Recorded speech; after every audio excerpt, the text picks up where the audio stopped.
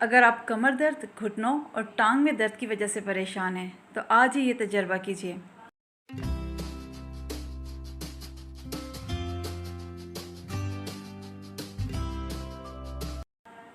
माहिरीन का कहना है कि घुटनों के दरमियान एक नरम फोम का तकिया रखकर सोना आपके लिए बेहद मुफीद है।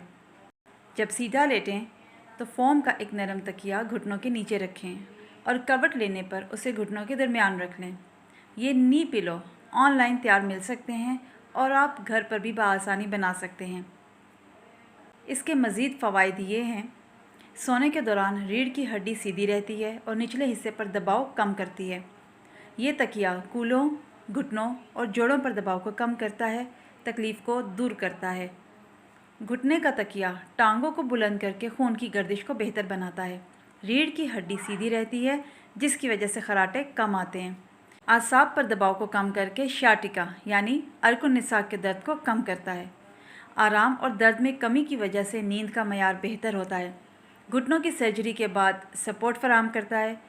कमर के दबाव को कम करके हामला को राहत फराहम करता है। नींद नहायत पुरसकून आती है। आज ही ये तजर्बा करें और हमें कमेंट बॉक्स में बताएं कि आपका तजर्बा कैसा रहा। वीडियो पसंद आए तो लाइक और शेयर करें और हमारे चैनल को सब्सक्राइब ज़रूर करें।